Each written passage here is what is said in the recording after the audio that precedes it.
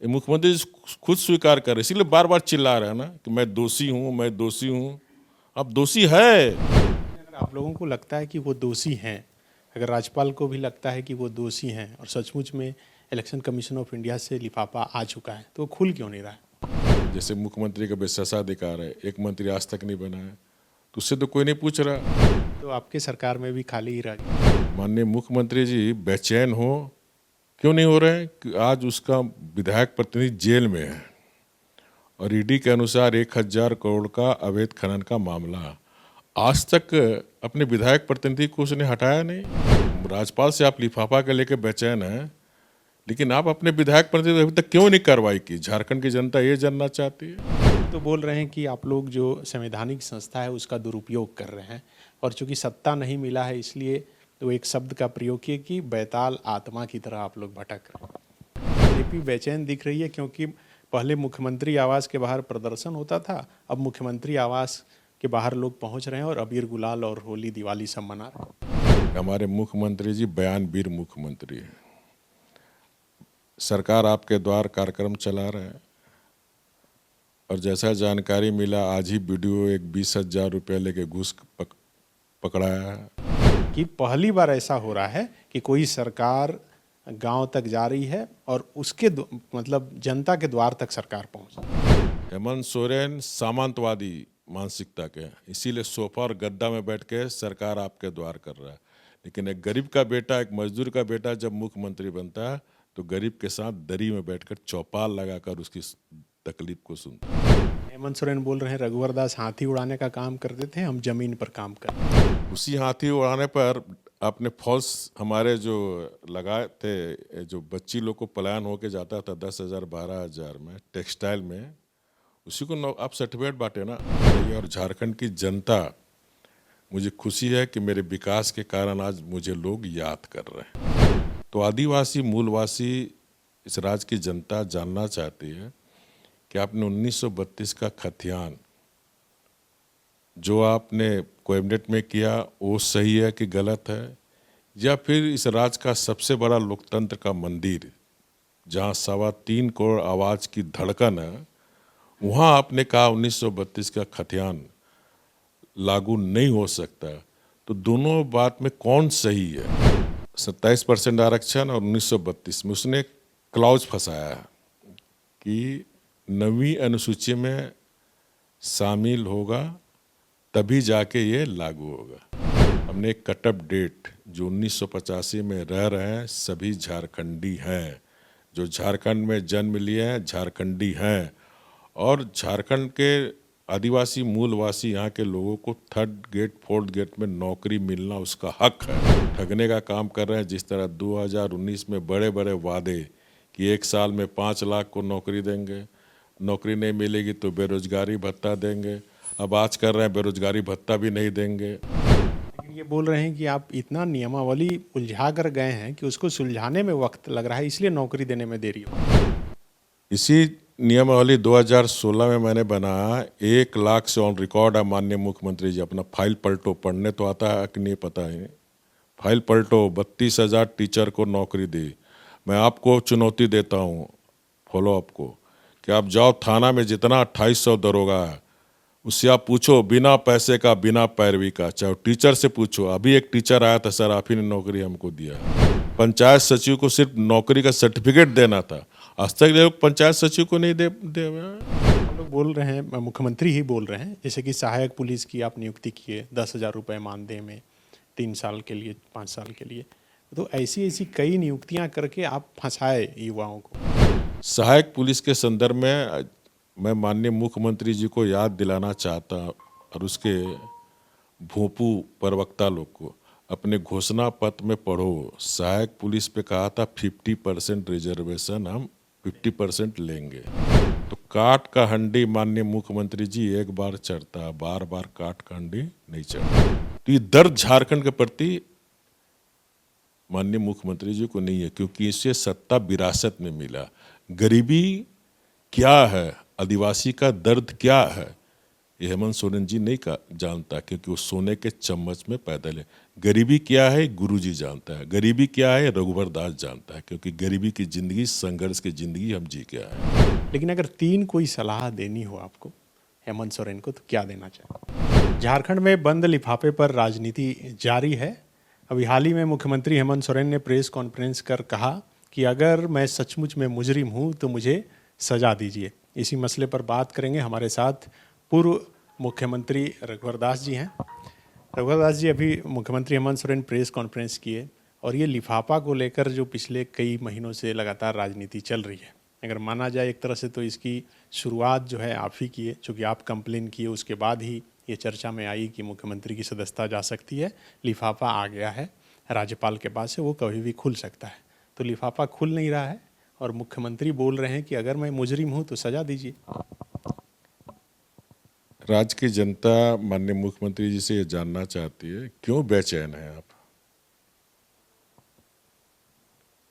और इस तरह की बातें करके माननीय मुख्यमंत्री स्वयं सिद्ध कर रहे हैं कि मैं मुजरिम हूं। तो जब आप स्वयं स्वीकार कर रहे हैं कि मैं मुजरिम हूं, तो लोकतंत्र का तकाजा है कि उच्च पद पर बैठे व्यक्ति अगर कोई गलत काम करता है तो कानूनी कार्रवाई के पहले ही नैतिकता के आधार पर उससे इस्तीफा दे देना चाहिए। ये सारी दुनिया जानती है कि माननीय मुख्यमंत्री हेमंत सोरेन जी मुख्यमंत्री पद का दुरुपयोग किया, मुख्यमंत्री पद का प्रतिष्ठा का गिराने का काम किया। आप मुख्यमंत्री रहते हुए अपने नाम पर लीज ले लियो, ये मुख्यमंत्री स्वयं स्वीकार किए। और जब भारतीय जनता पार्टी का प्रतिनिधि मंडल, भारतीय जनता पार्टी ने जब प्रेस कॉन्फ्रेंस किया, गवर्नर को दिया, तो दूसरा दिन आपने सिलेंडर कर दिया। तो मुख्यमंत्री स्वयं जानते हैं कि मैं इसके लिए दोषी हूँ, और जिस पार्टी के समर्थन से आप सत्ता चला रहे हैं, तो उस पार्टी के जो सुप्रीमो थे श्रीमती सोनिया गांधी, उस पर भी इस तरह के आरोप लगा था, तो उन्होंने त्यागपत्र दे दी थी। तो आप त्यागपत्र दे दो और झारखंड मुक्ति मोर्चा के कोई वरिष्ठ नेता को आप सत्ता सौंप दो। अगर झारखंड मुक्ति मोर्चा के किसी वरिष्ठ पर आपको विश्वास नहीं है, तो अपने परिवार में आपके अगर परिवार का ही शासन आप चलाना चाहते हैं, तो आपके भाई हैं, आपके भाभी हैं, सत्ता उसको सौंप दो।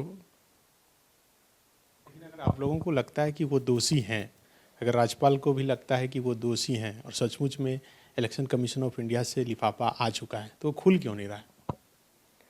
देखिए, हर संवैधानिक संस्था जो होती है उसकी अपनी एक मर्यादा होती है, और उस मर्यादा का पालन सबको करना चाहिए। और हमारे महामहिम राज्यपाल एक संवैधानिक प्रमुख है। अब उनके पास लिफाफा आया, कब खोलना कब नहीं खोलना ये उनका विशेषाधिकार है, उस पर हम और आप कोई क्वेश्चन नहीं कर सकते।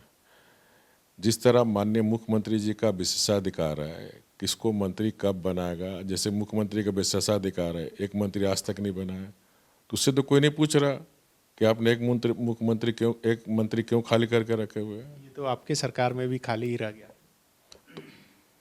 वो हमने इसलिए किया था ना, मिनिमम गवर्नमेंट मैक्सिमम डिलीवरी, इस सोच के साथ हमने किया था। तो ये जो हमारे लोकतंत्र में चाहे महामहिम राज्यपाल हो, चाहे मुख्यमंत्री पद हो, चाहे प्रधानमंत्री जी का पद हो, सबको विशेषाधिकार प्राप्त है कि कौन किसको मंत्री बना सकता है, कब कौन काम हो सकता है। तो उसमें माननीय मुख्यमंत्री जी क्यों हड़बड़ी है?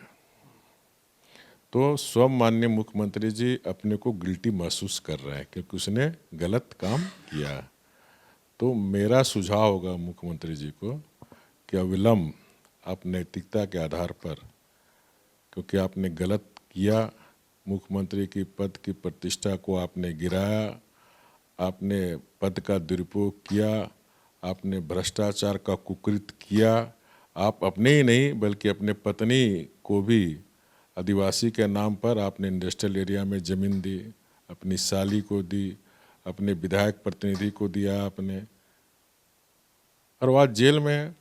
माननीय मुख्यमंत्री जी बेचैन हो क्यों नहीं हो रहे हैं कि आज उसका विधायक प्रतिनिधि जेल में है और ईडी के अनुसार 1,000 करोड़ का अवैध खनन का मामला, आज तक अपने विधायक प्रतिनिधि को उसने हटाया नहीं। जो आज माननीय राज्यपाल से आप लिफाफा के लेके बेचैन हैं, लेकिन आप अपने विधायक प्रतिनिधि अभी तक क्यों नहीं कार्रवाई की? झारखंड की जनता ये जानना चाहती है कि आपको कार्रवाई नहीं करनी चाहिए कि आज आपका प्रतिनिधि जेल में है 1,000 करोड़ का अवैध माइनिंग करने पर, और आज भी आपका वो विधायक प्रतिनिधि है। आपको क्या हक है किसी संवैधानिक प्रमुख पर प्रश्न चिन्ह लगाने का?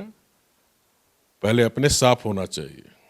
लेकिन वो तो बोल रहे हैं कि आप लोग जो संवैधानिक संस्था है उसका दुरुपयोग कर रहे हैं, और चूंकि सत्ता नहीं मिला है इसलिए तो एक शब्द का प्रयोग किए कि बैताल आत्मा की तरह आप लोग भटक रहे हैं। भारतीय जनता पार्टी सिर्फ सत्ता की राजनीति नहीं करती है, हम समाज में लोगों के जन कल्याण की राजनीति करती है। सत्ता आती है और जाती रहती है, सरकार आती है बनती है। आज मैं मुख्यमंत्री नहीं हूँ, आज माननीय हेमंत सोरेन मुख्यमंत्री जी, कल मुख्यमंत्री जी हेमंत सोरेन को दूसरा मुख्यमंत्री बनेंगे। ये तो लोकतंत्र की एक प्रक्रिया है, उस पर इतना अहंकार नहीं करनी चाहिए। लेकिन मुख्यमंत्री जी ये बताए, अपने एक भ्रष्ट उनका एक विधायक प्रतिनिधि आज जेल में है, क्यों अभी तक उनको नहीं हटाया? ये पहले अपना प्रश्न देना। और भारतीय जनता पार्टी परिवार की पार्टी नहीं है, और माननीय मुख्यमंत्री जी इतना सत्ता के लिए किसने अपने बाप को छोड़ा, ये पूरी झारखंड की जनता जानती है। लेकिन वो बोल रहे हैं सर कि लगातार हम काम कर रहे हैं, चूँकि कोरोना में उधर समय बीत गया, अभी एक से एक निर्णय ले रहे हैं कैबिनेट की बैठक में। 1932 का खतियान हो, चाहे ओबीसी का आरक्षण हो, पुलिस को ग्रेच्युटी और 13 महीना का वेतन का मामला हो, आंगनबाड़ी का हो। और यही वजह है कि बीजेपी बेचैन दिख रही है, क्योंकि पहले मुख्यमंत्री आवास के बाहर प्रदर्शन होता था, अब मुख्यमंत्री आवास के बाहर लोग पहुंच रहे हैं और अबीर गुलाल और होली दिवाली सब मना रहे हैं। देखिए, झारखंड का अलग राज्य हुए 22 साल हो गया, इतना झूठा मुख्यमंत्री झारखंड की जनता को नहीं मिली है। हमारे मुख्यमंत्री जी बयानवीर मुख्यमंत्री हैं। सरकार आपके द्वार कार्यक्रम चला रहे हैं, और जैसा जानकारी मिला आज ही वीडियो एक 20,000 रुपये लेके घूस पकड़ाया है। लगातार इनके अधिकारी भ्रष्टाचार में गिरफ्तार हो रहे हैं, और जिस तरह समाचार पत्र में बातें आ रही, एक एक दिन में 3-3 लाख आवेदन जमा हो रहे हैं। इससे साफ जाहिर होता है कि 3 साल के अंदर यहाँ सरकार नाम की कोई चीज़ नहीं थी, प्रशासन नाम की चीज़ नहीं थी। बीडीओ सीओ सरकारी कार्यालय में नहीं आते थे, डीसी समाहरणालय में कोई अधिकारी नहीं बैठते थे, इसीलिए न 3-3 लाख एप्लीकेशन आ रहे हैं। अगर शासन झारखंड में रहती तो मुख्यमंत्री जब जा रहे हैं तो 3-3 लाख आवेदन नहीं आता। इससे साफ जाहिर होता है झारखंड में सरकार नाम की कोई चीज़ नहीं है।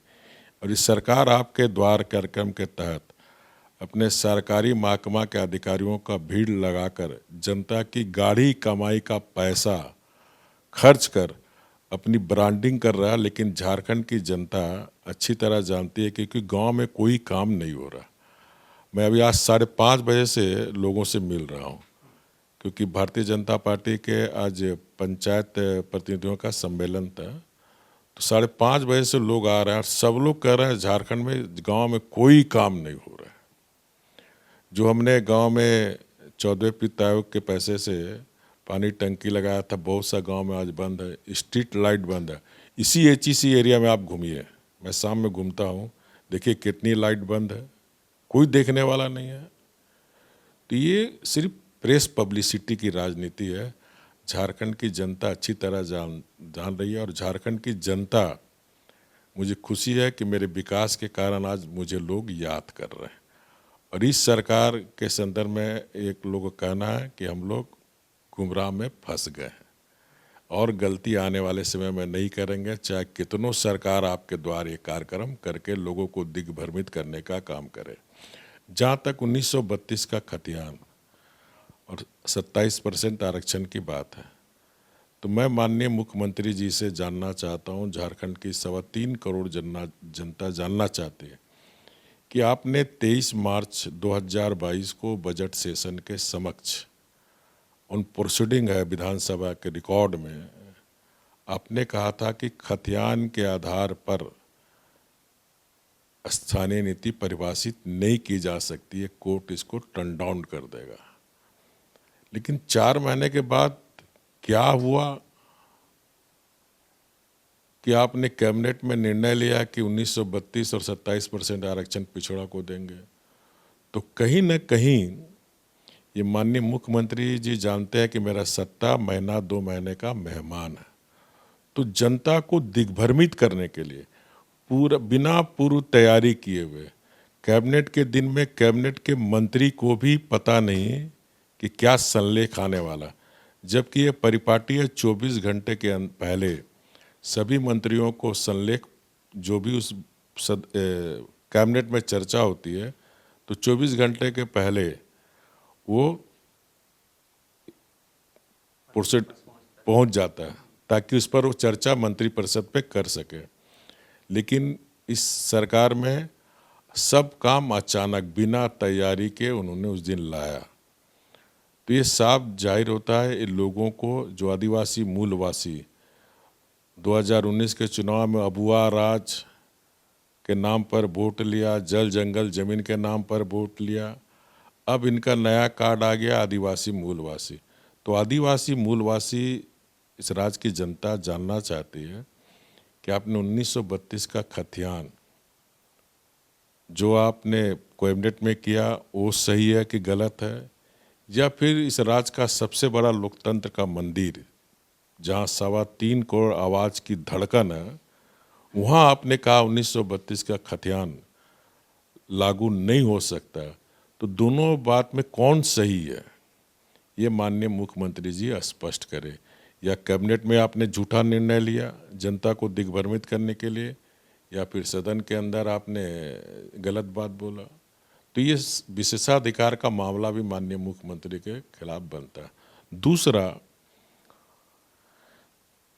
उस दोनों में 27% आरक्षण और 1932 में उसने क्लॉज फंसाया है कि 9वीं अनुसूची में शामिल होगा तभी जाके ये लागू होगा।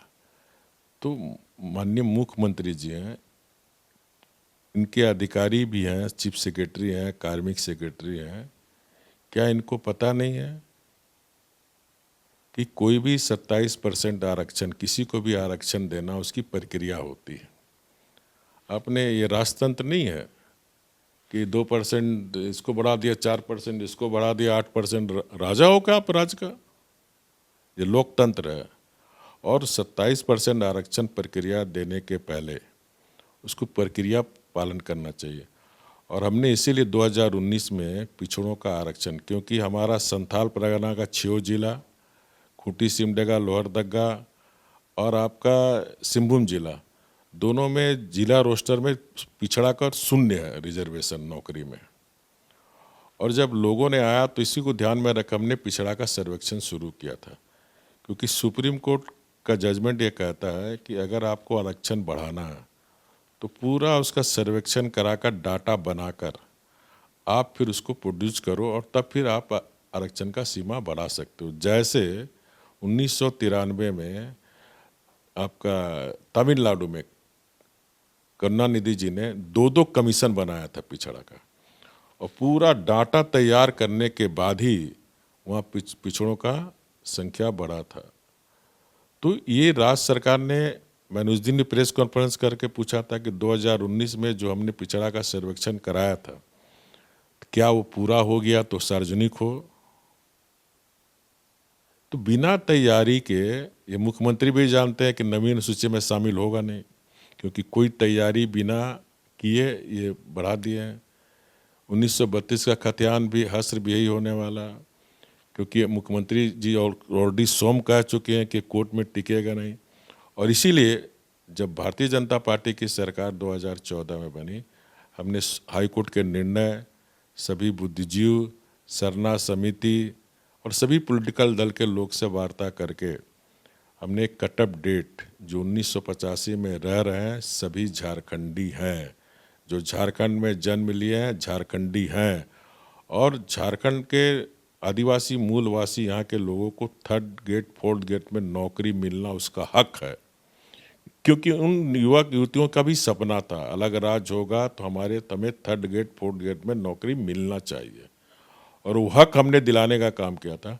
झारखंड देश का पहला राज्य था जहां हमने 10 साल तक थर्ड गेट फोर्थ गेट का पोस्ट को रिजर्व कर दिया था यहाँ के आदिवासी मूलवासियों के लिए। लेकिन एक सोनी कुमार के केस में इस झारखंड सरकार ने ही हाई कोर्ट में लिख के दिया एफिडेविट करके कि बीजेपी सरकार का ये निर्णय गलत है, जिसके कारण हाई कोर्ट ने उसे रद्द किया। तो मूलतः पूरा अगर विस्तार से देखिए तो ये हेमंत सोरेन की सरकार, ये परिवारवाद गठबंधन की सरकार यहाँ के आदिवासी मूलवासी को ठगने का काम कर रहे हैं। जिस तरह 2019 में बड़े बड़े वादे कि 1 साल में 5 लाख को नौकरी देंगे, नौकरी नहीं मिलेगी तो बेरोजगारी भत्ता देंगे, अब आज कर रहे हैं बेरोजगारी भत्ता भी नहीं देंगे। तो इस तरह ये जो झारखंड को ठगने का, तो काट का हंडी माननीय मुख्यमंत्री जी एक बार चढ़ता है, बार बार काट का हंडी नहीं चढ़ने वाला। लेकिन ये बोल रहे हैं कि आप इतना नियमावली उलझा कर गए हैं कि उसको सुलझाने में वक्त लग रहा है, इसलिए नौकरी देने में देरी होगी। इसी नियमावली 2016 में मैंने बनाया, 1 लाख से ऑन रिकॉर्ड है माननीय मुख्यमंत्री जी। अपना फाइल पलटो, पढ़ने तो आता है कि नहीं पता है, फाइल पलटो। 32,000 टीचर को नौकरी दी। मैं आपको चुनौती देता हूँ फॉलोअप को कि आप जाओ थाना में जितना 2800 दरोगा है उससे आप पूछो बिना पैसे का बिना पैरवी का, चाहे टीचर से पूछो। अभी एक टीचर आया था, सर आप ही ने नौकरी हमको दिया। वो दरोगा से जाके पूछो, जो नया नया रंगरूट थाना में आप दरोगा देख रहे हैं ना 2018 बैच, आप पूछो गरीब घर का लड़का दरोगा बिना पैसे बिना पैरवी का। 800 बिजली विभाग में इंजीनियर का बहाली हुआ। 30 साल के बाद वन रक्षी का बहाली हुआ। इस तरह जेपीसी कर्मचारी चयन से यानी 8,000 पुलिस की बहाली हुई इसी स्थानीय नीति से, और यहाँ के लोग को मिला। मैंने विधानसभा के अंदर कागज प्रोड्यूस किया था कि 1 लाख से ज़्यादा और 50,000 इन प्रोसेस था। पंचायत सचिव को सिर्फ नौकरी का सर्टिफिकेट देना था, आज तक लोग पंचायत सचिव को नहीं दे क्यों नहीं दे रहे हैं? ऐसा लग रहा है उनको कि चूंकि आपके सरकार में सारी प्रक्रिया हुई है इसीलिए नहीं दे रहे। हाँ, लगता तो ही है ये इस सरकार बदले की भावना से काम करी, और जितना मेरा स्कीम है उसका नाम बदल के उसी स्कीम को लागू कर रहा है। अब जैसे मैंने मुख्यमंत्री सुकन्या योजना शुरू की थी, जिसमें बेटी जिसी गरीब के घर में बेटी जन्म लेगी 5,000, 1 क्लास में जाएगी 5,000, 5 क्लास में जाएगी 5,000, 10 क्लास में 5,000, 12वीं में फिर 10,000। अगर कोई गरीब माता पिता अपने बेटी को हाई एडुकेशन नहीं पढ़ा सकता तो शादी करेगा तो मुख्यमंत्री कन्यादान से 30,000, तो एक बेटी पर हम 70,000 रुपया दे रहे थे ताकि हमारी झारखंड की गरीब बेटी पढ़े आगे बढ़े। उसी का आज नाम बदल के नाम बदल करके उसको उसी स्कीम को चला रहा। झारखंड की जनता गरीब जरूर है लेकिन बेवकूफ़ नहीं है। बहुत दिन तक ये हमारा आदिवासी मूलवासी के नाम पर ये लोग अपने जो और अबुआ राज के नाम पर राजनीति की। फिर मुख्यमंत्री जी, फिर मैं कह रहा हूँ, काट की हंडी बार बार नहीं चढ़ती, एक बार चढ़ती।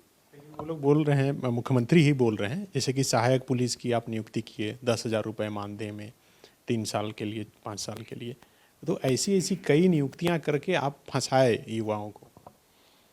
देखिए, हमने जो सहायक पुलिस, जो उग्रवाद मेरे समय समाप्त हुआ था, उसके पीछे कारण आप जानिए। क्योंकि कोई भी समस्या का समाधान करना तो सबसे पहले कारण को जानना हो। अच्छे डॉक्टर तभी दवा लिखता है जब पूरी जांच करने के बाद, ताकि जड़ से वो समाप्त हो। बहुत से डॉक्टर है जो पेट दर्द जाइएगा तो पेट ऐसे दबाया, बोला पेट दर्द है तो लाल दवा लिख देगा, लेकिन बहुत सा डॉक्टर पूरा चेक करके दवा लिखता है ताकि जड़ से समाप्त हो। तो मैंने भी उग्रवाद समाप्त करने के प्रति कटिबद्ध था और मैंने जड़ में गया कि जड़ क्या है। तो उसका 2 कारण था। जो पलामू गढ़वा चतरा था, सामंतवादी व्यवस्था के कारण लोग वहाँ गए। इस तरफ अगर आप देखो तो वहाँ विकास नहीं होने के कारण, और शासन प्रशासन गांव में नहीं जाते थे, जिसके कारण इस तरह की व्यवस्था बनी। तो हमने सबसे पहला काम किया, जो उग्रवाद प्रभावित क्षेत्र उस प्रखंड से लड़के लड़कियां को 10,000 में सहायक पुलिस, और 3 साल के बाद ट्रेनिंग के बाद उनको फिर पोस्ट जो वैकेंसी के अगेंस्ट में उनको पुलिस में सीधे नियुक्ति देने के कारण, जिसके कारण उग्रवादियों को बंदूक ढोने वाला नहीं मिला, जिससे उग्रवाद अंतिम सांसें गिन रही थी हमारी सरकार के समय में। सहायक पुलिस के संदर्भ में मैं माननीय मुख्यमंत्री जी को याद दिलाना चाहता, और उसके भोंपू प्रवक्ता लोग को, अपने घोषणा पत्र में पढ़ो, सहायक पुलिस पे कहा था 50% रिजर्वेशन हम 50% लेंगे। तो अपने घोषणा पत्र को आप जनता बोल रही है उस पर भी मत करो, विपक्षी दल बोल रहे उस पर, लेकिन आपने जो घोषणा पत्र पे जिस पे आपने जनता ने आपको जनादेश दिया, उस जनादेश का अपमान क्यों कर रहे हो आप? उस जनादेश का सम्मान करो। उसी तरह हमारा झारखंड कुपोषण से सिर्फ बड़ा बड़ा विज्ञापन और भाषण से कुपोषण समाप्त नहीं होगा। कुपोषण इस राज्य की सबसे बड़ी समस्या है, और हमने 6 जिला में कुपोषण सखी बहाल किया था, ताकि हमारे गरीब आदिवासी क्षेत्र में हमारी बहनों को नहीं पता है कि क्या खाने से आयरन होता है, क्या खाने से पौष्टिक पदार्थ मिलता है। और उन बहनों को हमने ट्रेनिंग देकर उन गांव-गांव में हमने ये किया, क्योंकि आप देखते होंगे प्रसव के समय कभी कभी हमारा बहन भी मर जाता है और आने वाला झारखंड का भविष्य भी मर जाता है। तो ये दर्द झारखंड के प्रति माननीय मुख्यमंत्री जी को नहीं है, क्योंकि इससे सत्ता विरासत में मिला। गरीबी क्या है, आदिवासी का दर्द क्या है, ये हेमंत सोरेन जी नहीं जानता, क्योंकि वो सोने के चम्मच में पैदल है। गरीबी क्या है गुरुजी जानता है, गरीबी क्या है रघुवर दास जानता है, क्योंकि गरीबी की जिंदगी, संघर्ष की जिंदगी हम जी के आए हैं। हेमंत सोरेन बोल रहे हैं रघुवर दास हाथी उड़ाने का काम करते थे, हम जमीन पर काम कर रहे हैं। उसी हाथी उड़ाने पर आपने फॉल्स हमारे जो लगाए थे, जो बच्ची लोग को पलायन होके जाता था 10,000 12,000 में टेक्सटाइल में, उसी को आप सर्टिफिकेट बांटे ना, उसमें भी आपने झूठ बोला।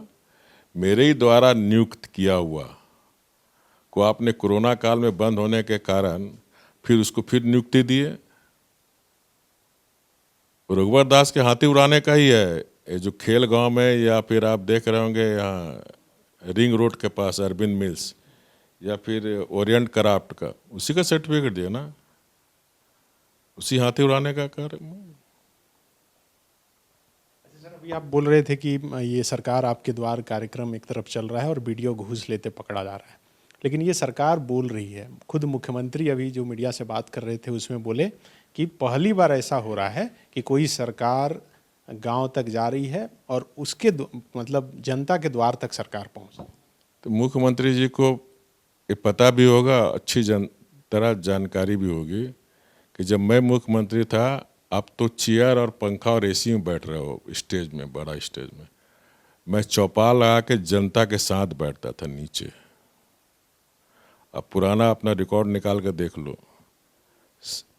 मैं आदिवासी क्षेत्र में दरी में बैठ के चौपाल लगाता था और उनके साथ बैठ के खाना भी खाता था। जैसे मैं आज ही कहा, योजना बनाओ, हमने अभियान किया था गांव से शुरू, और उस योजना बनाओ का फोटो का आप देख लो, लिट्टीपाड़ा के गांव में हमने दरी पे बैठा था और वहाँ महिलाओं ने हमें शिकायत की, क्योंकि मेरा था कि ये जो भी योजनाएं गांव के लोगों को ध्यान में रखकर बने, गांव के लोगों से पूछकर ही बने। इसलिए मैं आज सभी ग्राम प्रधान, जिला परिषद, पंचायत को यही संदेश दिया कि आप गांव ग्राम सभा हर महीना करो, गांव के लोगों को ग्राम सभा में बुलाओ और उनसे पूछो कि आपके गांव के लिए कौन सा विकास की योजना लेना है। और इसीलिए योजना बनाओ अभियान हमने शुरुआत की थी, और हमारे मुख्यमंत्री साथ सारे मंत्री, सारे अफसर गाँव गए थे, और उसी योजना बनाओ अभियान के तहत लिट्टीपाड़ा का सिर्फ एक विधानसभा क्षेत्र में 217 करोड़ का, जिसमें 216 गांव में पानी पहुंचाने का काम, जिसमें हमारी सरकार हटने के बाद शिथिल हो गई सरकार, मात्र 40 गांव में ही अभी तक पानी पहुंचा गई। तो ये काम तो मैं दरी बैठ के किया मुख्यमंत्री रहते हुए, ये तो सोफा और गद्दा में बैठ रहे मुख्यमंत्री जी। ये सामंतवादी है। हेमंत सोरेन सामंतवादी मानसिकता के हैं, इसीलिए सोफा और गद्दा में बैठ के सरकार आपके द्वार कर रहा है। लेकिन एक गरीब का बेटा, एक मजदूर का बेटा जब मुख्यमंत्री बनता है तो गरीब के साथ दरी में बैठकर चौपाल लगाकर उसकी तकलीफ को सुनता था। हमने 181 जन संवाद, देश का झारखंड पहला राज्य था जहां हर महीने के हर मंगलवार को मैं सीधे बैठता था सारे ब्यूरोक्रेट्स और हर जिले के डीसी और एसपी। उसमें इतना गरीब का काम होता है और आज भी गरीब उसको याद कर रहा है। सिर्फ उसका 181 के नाम से जिला में कभी छूट जाता था और बोलता सर ऐसी काम मेरा हो जा रहा है, खाली बोला 181 में कंप्लेन करेंगे। ये था शासन व्यवस्था। आज शासन व्यवस्था क्या है? एक तरफ मुख्यमंत्री सरकार आपके द्वारा चल रहा है, दूसरा तरफ उधर रुपये पैसा लेने का घूस का दरबार चल रहा है। यही तो दरबार चल रहा है, घूस लेने का। जो मुख्यमंत्री खुद आज दोषी है, ये मुख्यमंत्री खुद स्वीकार कर रहे, इसीलिए बार बार चिल्ला रहे हैं ना कि मैं दोषी हूं, मैं दोषी हूं। अब दोषी है, इंतजार करो। जजमेंट रिजर्व होता है कि नहीं? किसी को आप देखे होंगे केस में, क्रिमिनल केस में जज सुन लेने के बाद फिर रिजर्व रखता है। जैसे अभी सुप्रीम कोर्ट में एक मामला रिजर्व है, ये जो हाई कोर्ट में सेल कंपनी का मामला चल रहा था, तो सुप्रीम कोर्ट में दोनों पक्ष का सुना, जजमेंट रिजर्व है, एक महीना हो गया। तो उस पर मुख्यमंत्री जी क्यों नहीं बोल रहे कि सुप्रीम कोर्ट जज क्यों जजमेंट रिजर्व करके रखा हुआ है? झारखंड के 22 साल हो गए अलग हुए, एक ही मुख्यमंत्री हैं जो 5 साल का कार्यकाल पूरा किए। अभी जो वर्तमान में हेमंत सोरेन की सरकार है, आपको लगता है ये सरकार अपना कार्यकाल पूरा कर पाएगी? नहीं, देखिए, भारतीय जनता पार्टी लोकतंत्र में विश्वास करती है और जनता ने इन्हें 5 साल के लिए जनादेश दिया। हम चाहते हैं 5 साल ये सरकार चले, लेकिन अपने कुकृत्य के कारण अगर ये सरकार अपने जाल में ही फंस के अपनी सरकार एक गिरे तो उसमें भारतीय जनता पार्टी क्या नहीं, हम चाहेंगे कि फिर चुनाव हो। अब तो राजनीति में उतनी सुचिता बची नहीं, क्योंकि जो पहले के मुख्यमंत्री रहते थे, पीछे के मुख्यमंत्री से सलाह भी लेते थे। तो अभी पता नहीं आपसे कभी हेमंत सोरेन ने बात की है नहीं, लेकिन अगर 3 कोई सलाह देनी हो आपको हेमंत सोरेन को, तो क्या देना चाहिए? देखिए, माननीय मुख्यमंत्री जी को चाहिए था कि ठीक है, मुख्यमंत्री राज्य की जनता ने आपको बनाया, तो गंभीर विषय पर सभी राजनीतिक दलों से सलाह लेना चाहिए। जैसे मैंने स्थानीय नीति परिभाषित करने के पहले सभी राजनीतिक दलों से बैठक की थी, राज्य के बुद्धिजीवियों से बैठक की थी, राज्य के आदिवासी संगठनों से बैठक की थी। तो जैसे 32 का खतियान हो, 75 का, तो हम लोग सुझाव देते कि आप जो कर रहे हैं विधि सम्मत नहीं है, इस प्रोसेस से आप करो तो राज्य की जनता को भी भला होता। दूसरा, नारे और वादे से सरकार नहीं चलती है, सरकार चलती नियत और नीति से, नियम से। तो सरकार का न नीति है न नियम है। तो सबसे पहले माननीय मुख्यमंत्री जी की नियत साफ होनी चाहिए, नीति स्पष्ट होनी चाहिए, और तीसरा बात मैं कहूँगा राजनीतिक इच्छा शक्ति। तो ये राज्य में जो माननीय मुख्यमंत्री, इसका इच्छा शक्ति की कमी है। इसलिए मैं शुरू से कहता हूँ अक्षम मुख्यमंत्री है, एक कमजोर सरकार, और कमजोर सरकार से राज्य का कभी भला नहीं हो सकता। बिल्कुल, ये पूर्व मुख्यमंत्री रघुवर दास थे जिन्होंने हर एक मुद्दे पर बेबाकी से जवाब दिया, जाने भी जाते हैं बेबाकी तरीके से बोलने के कारण। हम उम्मीद करते हैं ये बातचीत आपको पसंद आएगी। शुक्रिया। विवेकानंद विद्या मंदिर स्कूल एक CBSE affiliated English medium coed school है। हम शिक्षा के साथ संस्कार देते हैं। thefollowup.in. Like, share and subscribe. www.thefollowup.in